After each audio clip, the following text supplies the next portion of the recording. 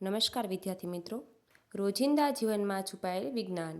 આપણા રોજિંદા જીવનમાં છુપાયેલા વિજ્ઞાનના કેટલાક રસપ્રદ તથ્યો આપણે જોઈશું.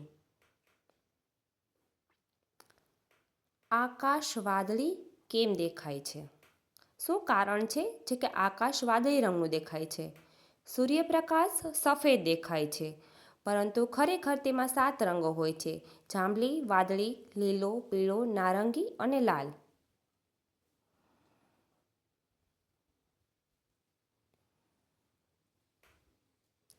જ્યારે સૂર્યપ્રકાશ પૃથ્વીના વાતાવરણમાં પ્રવેશે છે ત્યારે હવામાં રહેલા ધૂળના કણો અને વાયુઓ પ્રકાશને ફેલાવે છે. આ પ્રક્રિયાને પ્રકાશનું વિખેરણ કહેવામાં આવે છે.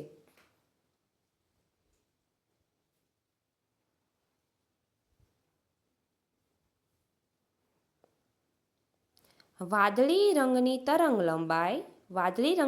લંબાઈ ઓછી હોય છે. તે અન્ય રંગો કરતાં વધુ ફેલાય છે. વાદળી રંગની તરંગ લંબાઈ ઓછી હોવાને કારણે તે બીજા રંગો કરતાં વધુ ફેલાય છે. તેથી જ આપણને દિવસ દરમિયાન આખું આકાશ છે તે વાદળી રંગનું દેખાય છે.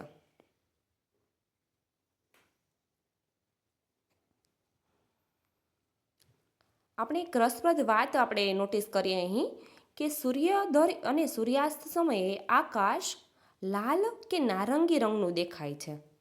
આનું કારણ શું છે? તો કે કારણ એ છે કે તે સમયે વાદળી પ્રકાશ વધુ ફેલાઈ જાય છે અને લાલ પ્રકાશ આંખ સુધી પહોંચે છે.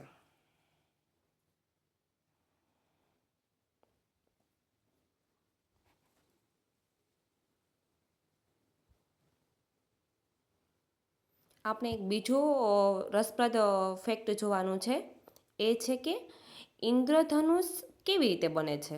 જે આપણે ઇન્દ્રધનુષ જોઈએ છે એ ખરેખર કેવી રીતે બને છે, એનું પાછળનું કારણ શું છે એ આપણે અહીં જોઈશું.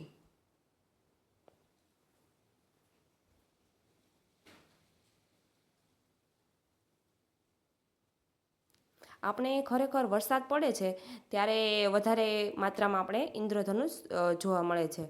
વરસાદ પડ્યા પછી હવામાં પાણીને અસંખ્ય નાના નાના ટીપાં રહી જાય છે. આ ટીપાં એક કુદરતી પ્રિઝમ જેવું કામ કરે છે. જ્યારે સૂર્યપ્રકાશ આ ટીપામાંથી પસાર થાય છે, જે વરસાદના ટીપાં હોય છે તેમાંથી સૂર્યપ્રકાશ પસાર થાય છે, ત્યારે આપણે આ ઇન્દ્રધનુષ દેખાય છે. આ પાછળ 3 મુખ્ય પ્રક્રિયાઓ થાય છે કે પરાવર્તન, જ્યારે સૂર્યનું કિરણ હવામાંથી પાણીના ટીપાંની અંદર જ્યારે પ્રવેશે છે ત્યારે તેની થોડી ગતિ છે ધીમી પડે છે અને તે થોડું વળે છે. વિભાજનમાં શું થાય છે કે સૂર્યનો સફેદ પ્રકાશ હકીકતમાં 7 રંગોનો બનેલો છે, જે આપણે ખબર છે. ટીપામાં પ્રવેશે ત્યારે સફેદ પ્રકાશ 7 જુદા જુદા રંગોમાં વહેંચાઈ જાય છે. અને ત્રીજું છે આંતરિક પરાવર્તન. ખાસ નોંધ આપણે કે ઇન્દ્રધનુષ હંમેશા સૂર્યની વિરુદ્ધ દિશામાં આપણે જોવા મળે છે.